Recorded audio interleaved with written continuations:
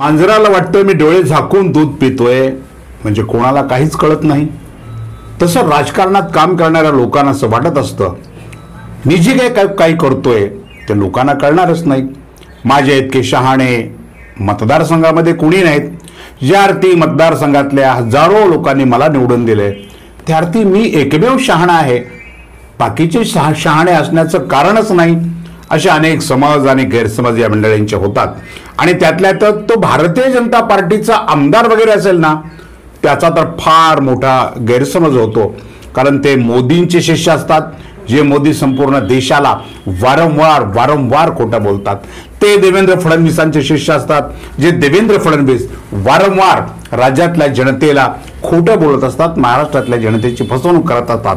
अशाच एका आमदाराविषयी आज मी बोलणार आहे. नमस्कार, मी राजू पाटील आणि आपण पाहताय द रिंगण लाईव्ह. महाराष्ट्राने अभिमन्यू पवार हे नाव ऐकलं असेल. देवेंद्र फडणवीसांचे खास पीए अभिमन्यू पवार, जे पीए आज देवेंद्र फडणवीसांच्या आशीर्वादाने औसा विधानसभा मतदारसंघाचे आमदार झालेले आहेत. त्यांच्याच आशीर्वादाने ते या भागामध्ये निवडून आले. लोकांना अनेक खोटी नाटी आश्वासनं वगैरे देऊन निवडून आलेले आहेत. त्यांनी दिलेले आश्वासनं पूर्ण केले काय, लोक त्यांच्याविषयी काय बोलतात किंवा भविष्यात लोक त्यांचं काय करतील हा वेगळा विषय, त्यावर मला कसलंही भाष्य करायचं नाही. परंतु मराठा आंदोलन आणि अभिमन्यू पवार या संदर्भात ज्या गोष्टी मागच्या काही काळामध्ये घडलेल्या आहेत त्या संदर्भात मी आज आपल्याला खास करून बोलणार आहे. अभिमन्यू पवारांनी काल अंतरवली सराटी येथे जाऊन मनोज जरांगे पाटलांची भेट घेतली आणि त्या भेटीमध्ये 45 मिनिट चर्चा केली. 45 मिनिट. या 45 मिनिटाच्या चर्चामध्ये त्यांनी म्हणे मराठा आंदोलन आरक्षणाच्या संदर्भामध्ये चर्चा केली आणि त्यानंतर त्यांनी औसा तालुक्यामध्ये ते कसं काम करतायत, औसा तालुक्यातल्या शेतकऱ्यांचं कसं हित करतायत आणि ते शेतकऱ्यांचे लाडके आमदार कसे ठरलेले आहेत आणि शेतकऱ्यांच्या हितासाठी ते काय काम करतात, या सगळ्या गोष्टीचा अहवाल औसा तालुक्याचे आमदार भारतीय जनता पार्टीचे मनोज जरांगे पाटलांना औसा तालुक्यात आमदारांनी काय कामं केली याचा अहवाल देत आहेत. पहिल्यांदा हे मुद्दा समजून घ्या आपण. खरं म्हणजे मनोज जरांगे पाटील यांची जर भेट घेतलीच असेल तर त्यांच्याबरोबर आरक्षणाच्या मुद्द्यावर चर्चा केली पाहिजे, त्यांना पाठिंबा दिला पाहिजे. याच्यापेक्षा वेगळ्या विषयावर चर्चा करणं हा नौटंकीचा आणि राजकारणाचा भाग आहे. हा मुद्दा आपण सर्वांनी समजून घेतला पाहिजे.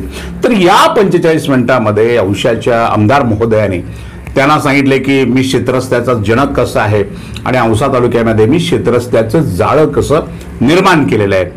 परंतु शेतरस्त्याच्या विषयावर मी शेतरस्ते औसा तालुक्यात कसे केले हे सांगताना अभिमन्यू पवारांनी हे सांगितलं का माहीत नाही की औसा तालुक्यातले अर्धे क्षेत्रस्ते आजही त्याच अवस्थेत पडलेले आहेत. त्या क्षेत्रस्त्यांची कामं झालेली नाहीत. दुसरी गोष्ट, ज्या क्षेत्रस्त्याची कामं झालेली आहेत त्या क्षेत्रस्त्यांचं मजबूतीकरण अद्याप झालेलं नाही. रस्त्यावर माती, चिखल आणि दगडच आहे. कारण त्या संबंधित रस्त्यावरचं उर्वरित पेमेंट न दिल्यामुळं ही सगळी कामे औसा तालुक्यामध्ये पडून आहेत. मी शेतकऱ्यांसाठी काम करतो, माझा तालुका शेतकऱ्यांचा आहे आणि त्याच्यासाठी मी सातत्याने काम करतो, पळतो असं जेव्हा ते म्हणतात तेव्हा त्यांनी मनोज जरांगे पाटलांना हे सांगितलं का माहीत नाही की 2022चा विमा माझ्या तालुक्यातल्या शेतकऱ्यांना मिळाला नाही तरी मी तोंड सुद्धा उघडलं नाही, हे सांगितलं का? तर हे नाही सांगितलं. 2023च्या विम्याच्या, अग्रिम विम्याच्या संदर्भामध्ये एखादं आंदोलन, एखादं निवेदन किंवा मिळाला पाहिजे यासाठी मी आग्रही राहिलो नाही, हे त्यांनी मनोज जरांगे पाटलांना सांगितलं का? हे सांगितलं नाही. त्यांनी मनोज जरांगे पाटलाला हे सांगण्याचा प्रयत्न केला की गेल्या 15 वर्षापासून किल्लारी सहकारी साखर कारखाना स्थानिक नेत्यांच्या भोंगळ कारभारामुळे, म्हणजे दिनकर माने आणि बसवराज पाटील या दोन लोकांच्या भोंगळ कारभारामुळे हा कारखाना बंद होता आणि तो कारखाना मी मतदारसंघाचा आमदार झाल्यानंतर आता सुरू करतोय. आणि हा कारखाना सुरू केल्यानंतर या कारखान्याच्या सभासदाच्या आयुष्यामध्ये फार मोठी क्रांती मी करणार आहे आणि या क्रांतीची सुरुवात मला देवेंद्र फडणवीस साहेबांच्या हस्ते करायची आहे. गमत बघा, देवेंद्र फडणवीस हे अभिमन्यू पवार यांचे राजकीय गुरु आणि त्यांच्या हस्ते किल्लारीचा गळीत हंगाम सुरू करायचा आहे. अशा वेळेला मराठा समाजाने, सकल मराठा समाजातील कार्यकर्त्यांनी कसल्याही पद्धतीचा गडबड गोंधळ करू नये, कसल्याही पद्धतीचे काळे झेंडे दाखवू नयेत, कसल्याही पद्धतीचा निषेध नोंदवू नये आणि त्यासाठी मनोज जरांगे पाटलांनी स्थानिक आंदोलकांना सूचना द्याव्यात. काय बुद्धी आहे बघा. आता मनोज जरांगे पाटील महाराष्ट्रामध्ये असा निर्णय घेतात की कुठल्याही पुढाऱ्याला आरक्षणाचा प्रश्न मिटेपर्यंत गावामध्ये प्रवेश नाही, कुठल्याही किमतीमध्ये नाही. ते मनोज जरांगे पाटील अभिमन्यू पवारांच्या किल्लारी कारखान्याला देवेंद्र फडणवीसांना जर उद्घाटनाला बोलवायला परवानगी देत असतील तर मराठा समाजाचं महाराष्ट्रातलं आंदोलन कुठल्या वळणावर चाललेलं आहे असा प्रश्न भविष्यामध्ये उपस्थित होऊ शकतो. त्यांच्या वॉलवर त्यांनी लिहिलंय की मनोज जरांगे पाटलांनी ही कबुली दिलेली आहे की किल्लारी कारखान्यामध्ये जेव्हा देवेंद्र फडणवीस किंवा जे काही राजकीय पुढारी उद्घाटनाला येतील, गळीत हंगामाच्या शुभारंभाला येतील, त्यावेळेला मराठा समाजाचे कार्यकर्ते विरोध करणार नाहीत. पंढरीच्या पांडुरंगाच्या महापूजेला उपमुख्यमंत्री येऊ नये त्यासाठी मराठा समाज विरोध करतो. त्यासाठी मराठा समाजातले कार्यकर्ते पुढे येतात आणि किल्लारी कारखान्याची मुळी टाकण्यासाठी, शुभारंभ करण्यासाठी देवेंद्र फडणवीसांना परवानगी देतात. हा सगळा गडबड गोंधळ आहे. समाजाची काहीतरी फसवणूक करण्याचा प्रयत्न या माध्यमातून सुरू आहे. असो, मराठा समाजाचं आंदोलन गेल्या अनेक दिवसापासून सुरू आहे. जरांगे पाटलांच्या नेतृत्वाखाली महाराष्ट्रभर त्याचं लोण पसरलेलं आहे. तेव्हा औशाचे आमदार या आंदोलनामध्ये सहभागी झाले होते काय? ज्या मतदारसंघाचं ते प्रतिनिधित्व करतात त्या मतदारसंघातल्या 77 गावामध्ये जवळपास सगळे सकल मराठा समाजाचे कार्यकर्ते उपोषणाला, साखळी उपोषणाला, आंदोलनाला बसले होते. त्या किती गावांना यांनी भेटी दिल्या हा एक अत्यंत महत्वाचा प्रश्न आहे. ठीक आहे, ते असं म्हणतील की गावबंदी असल्यामुळे मी गावात गेलो नाही, परंतु ते ज्या गावामध्ये राहतात, औसा शहरामध्ये, त्या शहरामध्ये मोठ्या प्रमाणामध्ये सकल मराठा समाजाचं साखळी उपोषण सुरू होतं. या उपोषण स्थळाला औशाच्या आमदारांनी भेट दिली आहे का त्याचा खुलासा त्यांनी करण्याची गरज आहे. आणि त्यांच्या पक्षाचे, भारतीय जनता पार्टीच्या पक्षाचे तालुका अध्यक्ष, ज्यांचं सुभाष जाधव असं नाव आहे, ते स्वतः जाऊन तिथे पाठिंबा देतात. परंतु अभिमन्यू पवारांनी स्थानिक लेवलला आपल्या तालुक्यामध्ये, आपल्या शहरामध्ये सुरू असलेल्या आंदोलन स्थळाला भेट दिलेली नाही. कसलंही स्टेटमेंट गेल्या 2 महिन्यात, 3 महिन्याच्या काळामध्ये त्यांनी मराठा समाजाच्या विषयी केलेलं नाही, माझा पाठिंबा आहे असं म्हटलं नाही. त्याचं कारण असं आहे की ते देवेंद्र फडणवीसांचे शिष्य आहेत आणि देवेंद्र फडणवीसांचा मराठा समाजाला सरळ आणि स्पष्ट शब्दामध्ये मराठा समाजाच्या आरक्षणाला विरोध आहे असं त्यांनीच घोषित केलंय की माझ्या नसानसामध्ये ओबीसी आहे आणि जो ओबीसी की बात करेगा वो देश पे राज करेगा. त्यामुळं देवेंद्र फडणवीसांचंच नेतृत्व महाराष्ट्रामध्ये मराठा समाजाच्या आरक्षणाच्या संदर्भामध्ये अत्यंत संशयाचं असताना संपूर्ण महाराष्ट्र देवेंद्र फडणवीस यांच्याकडं मराठा आरक्षणाच्या बाबतीत संशयाने पाहत असताना औशाचे आमदार मात्र देवेंद्र फडणवीसांना औशात आणून त्यांच्या शुभहस्ते किल्लारी शेतकरी साखर कारखाना सुरू करू इच्छित आहेत. खरं म्हणजे साखर कारखाना सुरू करायचा असेल आणि शेतकऱ्यांच्या जीवनामध्ये आर्थिक क्रांतीच करायची असेल तर एखाद्या अधिकाऱ्याच्या हस्ते सुद्धा त्याचा शुभारंभ होऊ शकतो. तिथले कर्मचारी सुद्धा तिथला शुभारंभ करू शकतात, साखर काढू शकतात आणि शेतकऱ्यांचा ऊस त्या कारखान्याला जाऊ शकतो. त्यासाठी देवेंद्र फडणवीसांनाच आणलं पाहिजे अशातला भाग नसतो. परंतु औशाच्या आमदारांना आपल्या या नेत्याला किंवा आपल्या या राजकीय गुरुला औषात आणायचं आहे आणि संपूर्ण महाराष्ट्राला दाखवून द्यायचं आहे की महाराष्ट्रामध्ये संपूर्ण राज्यामधल्या प्रत्येक पुढाऱ्याला गावबंदी असताना मी माझ्या तालुक्यामध्ये देवेंद्र फडणवीसांना बोलून अशा पद्धतीचा कार्यक्रम कसा यशस्वी केला आणि महाराष्ट्रामध्ये माझं नेतृत्व किती मोठं आहे, मी किती कल्पक आहे, मी किती बुद्धिमान आहे हे महाराष्ट्रात सिद्ध करायचं आहे. आणि देवेंद्र फडणवीसांना आपलं जे चातुर्य आहे, आपली जी चालाकी आहे ती किती कामाची आहे आणि किती मी भारी राजकारणातला नेता आहे हे दाखवून त्यांचं काही गुडविल पदरात पाडून घ्यायचं आहे. अशा पद्धतीचा प्रयत्न सध्या औशाचे आमदार करतायत. औशाच्या आमदारांना औशामध्ये बांधून पूर्ण झालेल्या एका एसटी स्टँडचं उद्घाटनही देवेंद्र फडणवीसांच्या हस्ते करायचं आहे आणि त्यासाठी ते जरांगे पाटलांना त्यांच्यावर दबाव आणतायत. आता दबाव आणतायत का, विनंती करतायत का, चालाक्या करतायत का, फसवणूक करतायत काय माहीत नाही. पण त्यासाठी ते परवा काल गेले आंतरवली सराटीमध्ये आणि त्यांनी सांगितलं की मनोज जरांगे पाटलांनी तशा पद्धतीच्या सूचना संबंधित त्यांना देण्याचा शब्द दिलेला आहे. असा जर शब्द मनोज जरांगे पाटील यांनी दिला असेल तर महाराष्ट्रातल्या आंदोलनाचा ही आंदोलन ज्या पद्धतीला आहे, ज्या उंचीला त्यांच्या स्वतःच्या आणि महाराष्ट्रातल्या तमाम कार्यकर्त्याच्या नियोजनानं पोहोचलेलं आहे, त्या आंदोलनाला एक प्रकारचा छेदच आहे.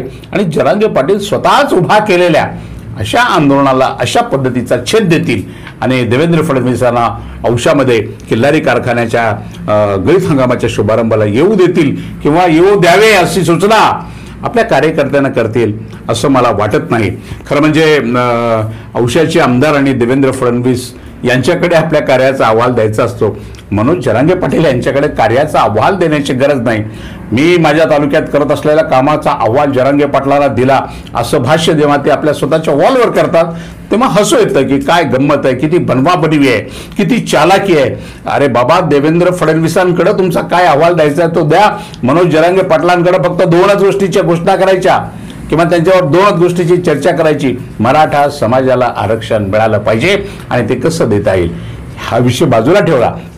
आपण भारतीय जनता पार्टीचे आमदार आहात, देवेंद्र फडणवीसांच्या खास किचन कॅबिनेटमधले सदस्य आहात आणि विभागातली किंवा औसा तालुक्यातल्या मराठा समाजाची आपण फसवणूक करताय. औशामध्ये जेव्हा आंदोलन होतं त्यावेळेस आपण भेट देत नाही. सारोळ्यामध्ये आकाश पाटील नावाचा सकल मराठा समाजाचा कार्यकर्ता 10 दिवस आमरण उपोषणाला बसला होता. त्या उपोषण स्थळाला आपण भेट दिली नाही. औसा तालुक्यातल्या टाका या गावामध्ये सुलेखाताई शिंदे या आमरण उपोषणाला बसल्या होत्या, त्यांनाही आपण भेट दिली नाही किंवा कुठल्याच आंदोलनामध्ये आपण भेट दिली नाही. पण भेट देण्याचा भाग सोडला. तुम्ही स्वतः मराठा म्हणून राजकीय पक्षाची पादत्राणे बाजूला ठेवून एकाही आंदोलनामध्ये सहभागी झाला नाहीत. औसा तालुक्याचे माजी आमदार दिनकरराव माने औशातल्या व्यासपीठावर आले. औशातल्या मराठा समाजाने त्यांना व्यासपीठावर प्रवेश दिला. त्याचं कारण दिनकररावांनी येतानाच जाहीर केलं की मी माझ्या पक्षाची, माझ्या विचाराची राजकीय पादत्राणे माझ्या घरी ठेवून एक मराठा समाजातला कार्यकर्ता, एक मराठा समाजातला सदस्य म्हणून या आंदोलनामध्ये सहभागी होतोय. पाठिंबा द्यायला येतो नव्हे, मी स्वतःही सहभागी होतोय अशा प्रकारचं भाष्य त्यांनी केलं आणि त्या औशाच्या आंदोलनामध्ये सहभागी झाले. अभिमन्यू पवार साहेब, आपण सहभागी का झाला नाहीत? महाराष्ट्रातल्या मराठ्यांना आरक्षण मिळालं पाहिजे असं आपल्या पक्षाला, आपल्या पक्षाच्या नेत्याला, जे आपले गुरु आहेत त्या देवेंद्र फडणवीसांना का वाटत नाही आणि तुम्हालाही काय वाटत नाही? ही तुमची आतली भूमिका असताना पूर्णपणे, म्हणजे महाराष्ट्र पूर्ण ओळखतो, पुन्हा पुन्हा सांगण्याची आवश्यकता नाही, अगदी सरळ सरळ आरक्षण विरोधी तुमची भूमिका असताना तुम्ही जरांगे पाटलाकडे जाणं, त्यांच्याबरोबर काहीतरी गप्पा चप्पा मारणं, औसा तालुक्याच्या विकासाचा अहवाल वगैरे देणं, खोट्या नाट्या गोष्टी जरांगे पाटलांना सांगणं आणि त्यांच्याकडून अशा पद्धतीचा एक आदेश प्राप्त करून घेणं की येऊ द्या देवेंद्र फडणवीसांना, कुणी विरोध करू नका, आणि तसं आपल्या वॉलवर लिहिलं, ह्या सगळ्या गोष्टी लोकांना पटणाऱ्या नाहीत. आणि तुमचा हा गैरसमज काढून टाकण्याची आवश्यकता आहे की मी एकटाच औसा तालुक्यामध्ये, औसा विधानसभा मतदारसंघामध्ये हुशार आहे, विद्वान आहे, बाकी लोकांना काही कळत नाही असा समज तुम्ही करून घेऊ नका. जेव्हा तुम्ही अशा पद्धतीची पोस्ट तुमच्या वॉलवर, तुमच्या पेजवर टाकली तेव्हा औसा मतदारसंघातल्या शेकडो कार्यकर्त्यांनी रिंगणला फोन करून, म्हणजे रिंगणने ही तुमची पोस्ट वाचण्याच्या अगोदर ती मतदारसंघातल्या मराठा समाजातल्या प्रमुख कार्यकर्त्याने वाचली आणि रिंगणला सांगितलं की आपण ही कृपया पोस्ट वाचा, यावर भाष्य करा, तुमच्याकडे एक माध्यम आहे संपूर्ण लोकांच्या पर्यंत पोहोचवण्याचं, त्यामुळे तुम्ही त्याच्यावर बोललं पाहिजे असं मराठा समाजाच्या कार्यकर्त्यांनी रिंगणला सांगितलं. आणि रिंगणने तुमची जी भूमिका आहे मराठा समाजाच्या बाबतीमध्ये ती लोकांच्या समोर ठेवण्याचा प्रयत्न केला. औशाचे जे आमदार आहेत अभिमन्यू पवार साहेब, हे या पवार साहेबांनी औसा तालुक्याचे काय काय कामं केले जरांगे पाटलांना सांगितलं असं ते सांगतायत. पण औशाचा उड्डाण पूल मी रद्द केला आणि औसा तालुक्यातल्या लाखो लोकांचं जीवित मी संकटात नेऊन ठेवलं, हे त्यांनी जरांगे पाटलाला सांगितलं का नाही माहीत नाही. परंतु आपल्या स्वार्थासाठी, आपल्या मतलबासाठी, आपल्या गुरुचे चरण औशामध्ये धुवण्यासाठी किंवा आपल्या गुरुच्या चरणाची सेवा औशामध्ये आणून करण्यासाठी किंवा मतदारसंघामध्ये गेल्या 4 वर्षात तुम्ही जे ठिकठिकाणी राजकीय डॅमेज झालेले आहात त्या डॅमेजला कंट्रोल करण्यासाठी जो तुम्ही अत्यंत चालाकीनं मनोज जरांगे पाटलांची भेट घेऊन तो फोटो व्हायरल करून आणि त्यांच्याकडून परवानगी मिळाली अशा प्रकारचं भाष्य करून असा भास मतदारसंघामध्ये निर्माण करण्याचा जो प्रयत्न करताय, हा प्रयत्न मतदारसंघातले लोकही ओळखतील. रिंगण हे सातत्याने मराठा समाजाला आरक्षण मिळालं पाहिजे या भूमिकेबरोबर आहे. ते कसं द्यायचं हा सरकारचा प्रश्न आहे.